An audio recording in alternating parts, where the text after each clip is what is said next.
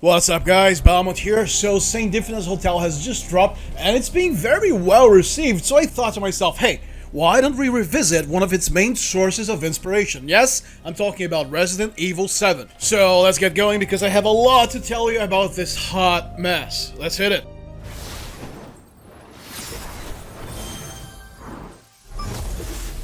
Alright, so right out of the gates, the first thing that must be addressed about Resident Evil 7 was the camera change, because up to this point, we had been getting Resident Evil titles with a over-the-shoulder third-person point of view.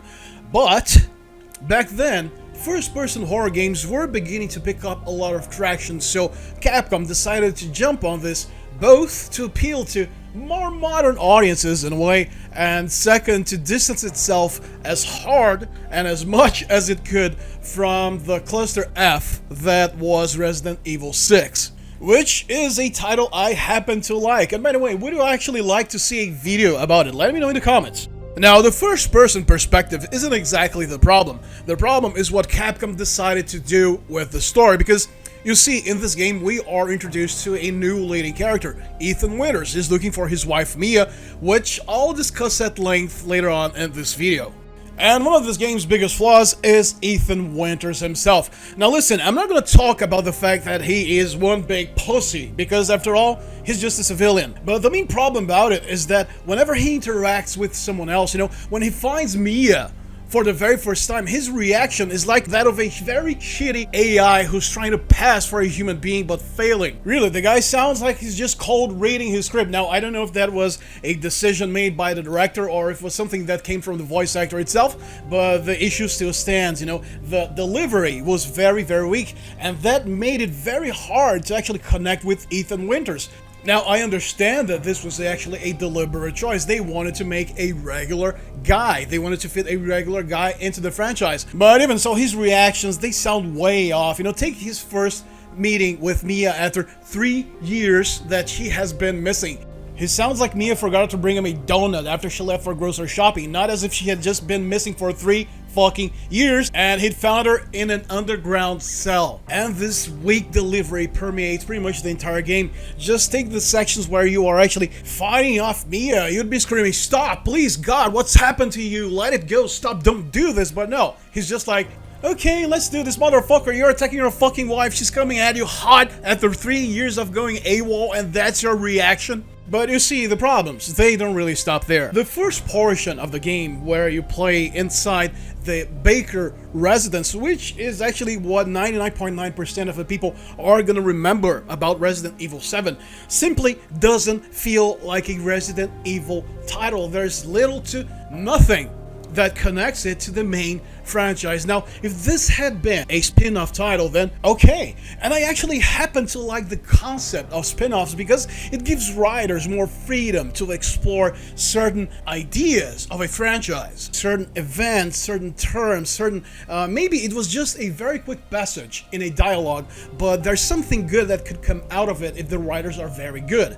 Now, of course, the game will actually build up to the point where you will play as Mia. You'll understand what the hell happened to the Baker family, which is actually really tragic. I really think they did good by the Bakers, especially on a very particular scene that happens pretty much near the end of the game, where you're talking to Jack in some sort of hallucination or whatever you may believe it is. There's many theories about it, and Baker's voice actor, Jack Brand, does such a stellar, such a refined job. His performance is so amazing that you altogether stop being angry at Jack, because you see Jack for what he really is, who that man really was before tragedy struck his family. At that moment, you actually understand that that man is innocent. He's just as much as a victim as you are, if not more, and all he did for this chaos to befall his family was help out a seemingly innocent little girl. And the way he asks you to save his family, dude, really, this was one of the most impactful and beautiful sequences I've ever seen in a video game. Again, congratulations to Jack Brand, you really drove it out of the park, brother. Really good stuff. And of course, still inside the Baker section of the game, we will begin unveiling certain elements about what really happened. You begin thinking, you will begin working on a way to create a countermeasure to what has been happening. But again, this comes in somewhat late at the stage of this area of the game. It's still good, it's still entertaining, but again, remove the Resident Evil title. Call this game anything else, and try to think that this is a Resident Evil title. It's very hard to do so. However, and ironically, the portion where we begin to play as Mia is the one that actually makes you feel like you're playing a proper Resident Evil title. A little bit different, but a proper Resident Evil title all the same. You know, you're in that ghost tanker, everything's ruined, and as you play, you begin getting those flashbacks that show you what really happened, how Evelyn started ruining everything, and how Mia had everything to do with this chaos. And actually, I'm a firm believer that Mia Winters would have been a much better leading character than Ethan. You know, again, she's a scientist, she's a part of all that, she's trying to contain Evelyn, she's trying to find it, she's trying to manipulate it. You really want to see what happened there. So a game that was more focused on Mia, and perhaps even had a prologue with Ethan, or maybe some flashbacks to give it even more context, or even they could, you know, trade back and forth between certain sections. You'd be playing as Ethan, then you'd be playing as Mia. This has been done so many times on so many different games, and in a very refined and functional manner. You know, this would have been a very good opportunity for Capcom to actually put us in the shoes of the bad guys, because, you know, if you think about it, that's what Mia actually was. She's the one who started all this shitstorm. You know, actually, that would have been a very cool way for Capcom to distance itself from what happened with Resident Evil 6, you know, first-person gaming. You know, it's all the rage. It was all the rage back then. And also now you're put into the shoes of the guys who are responsible for all that mess. Again, interweave it with segments with Eden. That would have been so easy to do. And it would actually bring us a Resident Evil feel to this game right from the outset. Because again, Ethan doesn't hold water, he's not leading character material, whereas Mia checked all of the dots that have been made into the main character.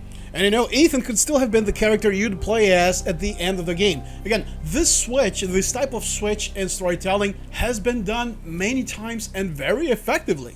And at the end of the game, Chris Redfield does show up, but you know, it's to very little to no impact, really. I really believe that that was done just so Capcom would say, hey, Chris is there, okay? This is Resident Evil. So in the end, this is why I call Resident Evil 7 a hot mess. While it certainly is a very solid horror game, it only actually starts feeling like a proper Resident Evil title when you're done with about 60 or 70% of it. So is it a good game? Yes. Do I replay it very oftenly? No. Sorry, Mia, you should have been the star here, and fuck you, Ethan, god damn it, nobody likes you. He does improve a little bit on Resident Evil 8, but that's a conversation we're gonna have some other time. If you enjoyed this video, then make sure to hit the like button and subscribe to help us keep on growing. Thank you for watching, and I'll see you next time. Balmut out.